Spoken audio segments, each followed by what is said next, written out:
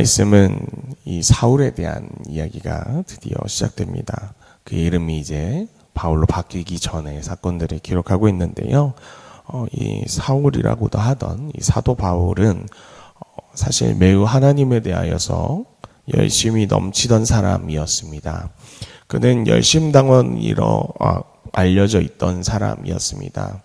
이 열심당원은 로마 사람들이 가장 두려워하던 사람들 중 하나였습니다. 열심당원들이 가지고 있던 가장 큰 특징은 무엇이었냐면 이 가슴에 비수 한 자루씩을 품고 살아가던 사람들이었습니다. 그러니까 길거리를 가다가 혹시라도 이 로마의 주요 관원이나 행정관 이런 사람들을 마주치면 언제든지 그들을 찔러 죽일 수 있도록 하나님의 영광을 위해서라면 자신의 목숨을 불사르고서라도 적을 반드시 죽여버리겠다라고 얘기하는, 좋게 이야기하자면 우리나라의 의열단이나 아니면 그런 독립운동가, 그들 중에서도 약간 아나키스트라고 얘기하죠. 조금 이렇게 강력하게 무력으로 통일이 아니죠. 무력으로 해방을 이루려고 했던 그런 사람들과 같은 행동을 하던 사람들이 바로 이 열심당원이었습니다. 그러니까 이것만 봐도 이 사울이 이미 이 예수님을 만나기 이전부터 하나님에 대해서 얼마나 열심이었는지는 우리는 알 수 있습니다. 그는 이미 하나님을 위하여서 자신의 목숨을 그냥 버리고 살아갔던 사람이었다라는 것이죠. 그러나 아무리 뛰어난 열심이라고 하더라도요, 아무리 뛰어난 믿음이라고 하더라도 그 방향이 제대로 되어 있지 않다면, 그 기초적인 믿음이 제대로 쌓여 있지 않다면 여러분, 이러한 믿음은 위험한 것이 됩니다. 그는 자신의 목숨까지 하나님께 진짜 드릴 수 있었던 사람입니다. 그러나 그 목숨을 누구를 위해서 드리는가라는 것이죠. 하나님을 위해서 드리지만 그가 지금 향하고 있는 그 열심의 방향이 하나님을 사랑하는 자들, 예수 그리스도를 의지하는 자들을 향하고 있다라는 것입니다.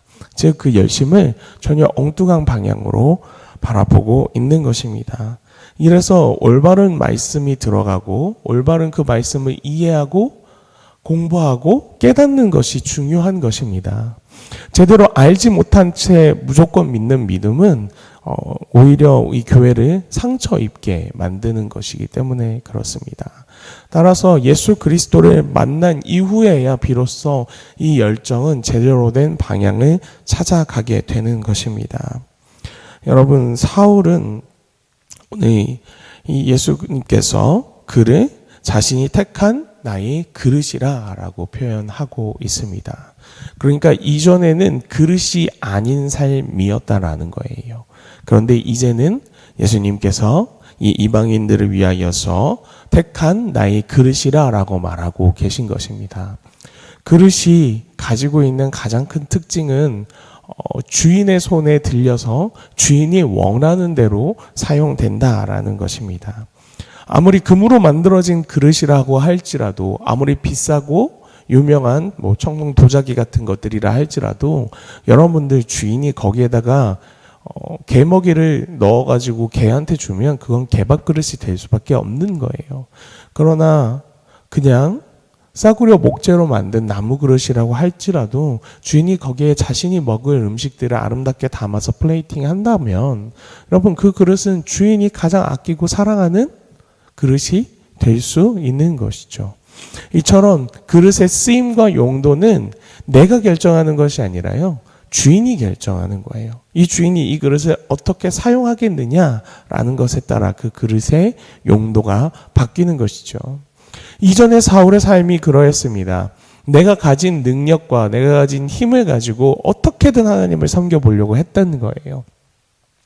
그러나 그가 알고 있는 지식은 잘못된 것이었고, 그가 발휘한 힘의 방향은 오히려 예수 그리스도를 사랑하는 자들을 핍박하는 잘못된 방향으로 사용되고 있었던 것이죠. 왜 그러합니까? 그가 하나님의 손에 붙들려 있기를 거부했기 때문에 그렇습니다. 자신이 하나님을 위해서 무언가를 하려고만 했지 하나님이 정말 무엇을 원하시는지에 대해서 묻지 않았던 거예요. 그렇게 마치 눈을 떠 살아가고 있었지만 아무것도 보지 못하였던 사람처럼 살아갔던 인생이 바로 이 사울의 인생, 사도 바울의 인생이었다라는 것이죠. 따라서 예수님은 오늘 그의 눈을 가리시고 그가 사흘 밤낮을 아무것도 먹지 못하게 하십니다. 마치 죽은 것 같은 상황을 만들어 버리시는 거예요. 그러니까 그가 그 죽음 속에서 예수 그리스도를 마주하게 되는 겁니다. 사흘 동안 그도 굶고 보지 못하고 듣지 못하는 상황들 속에서 철저히 예수 그리스도를 만나게 되는 겁니다. 그리고 그 만남의 시간 끝에 그는 결국 예수 그리스도를 인정할 수밖에 없었고요. 이제 올바른 예수 그리스도의 그릇으로 사용되게 되는 것입니다. 여러분, 사실 예수 그리스도를 만나는 것, 그리고 예수 그리스도를 따라 순종하며 살아간다라는 것은 어쩌면 우리의 인생엔 이와 같은 고민과 고통과 여러 염려들이 생길 수밖에 없다라는 것을 또한 의미하기도 합니다. 그러나 그 모든 것들을 견뎌내고 겪어내면서 계속해서 내가 이분밖에 의지할 수 없다라는 것을 인정해야만 우리는 비로소 참된 믿음의 삶을 살아갈 수 있는 것입니다. 여러분, 믿음은 결코 쉬운 것이 아님을 기억하시길 바랍니다. 믿음은 언제나 예수 그리스도와 함께 십자가를 지는 것이요, 예수 그리스도와 함께 그 죽음의 길로 걸어 들어가는 것입니다. 그러나 그 길이 죽음의 길처럼 여겨질지라도 그 길의 끝에 무엇이 있는 것입니까? 우리에게 주시고자 하시는 참된 천국의 아름다운 영생의 복이 있는 줄 믿습니다. 그렇기 때문에 다윗도 시편에서 고백한 거예요. 사망의 음침한 골짜기로 지나가는 것 같은 인생이라고요. 여러분, 우리의 인생이 마냥 편하지 않을 수도 있어요. 근데 많은 사람들은 여기에서 실패합니다.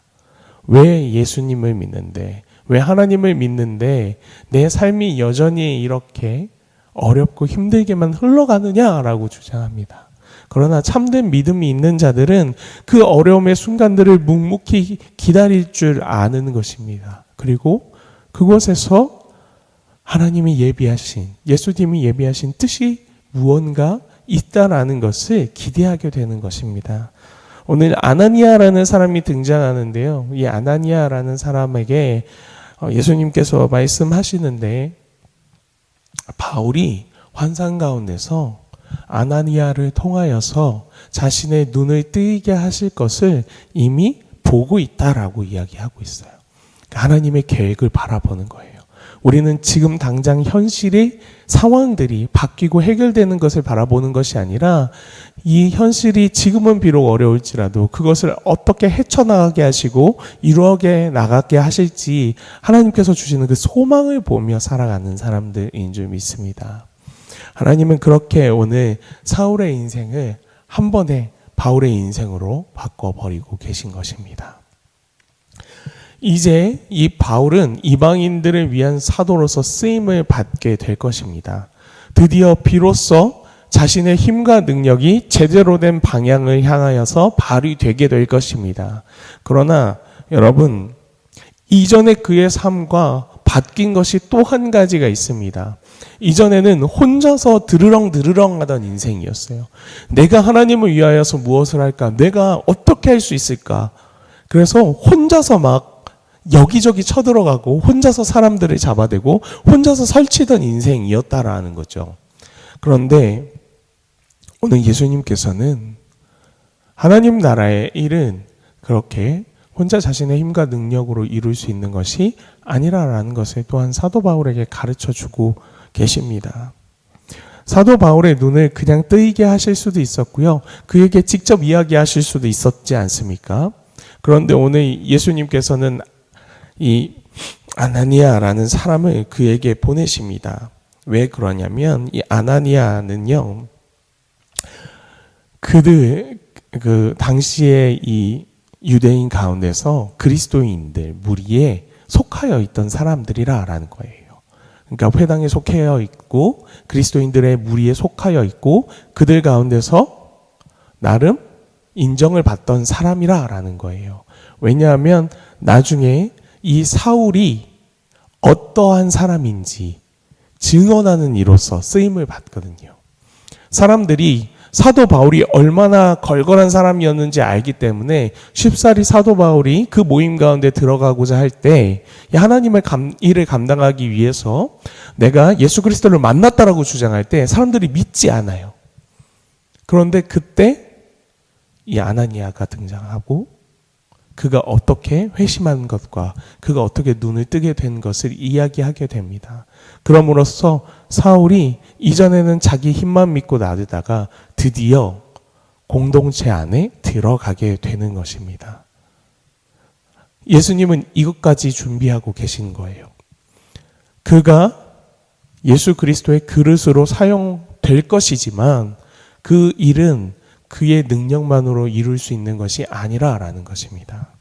하나님은 우리가 하나님의 일을 열심히 행하길 원합니다. 하나님의 주신 사명들을 잘 감당하길 원합니다.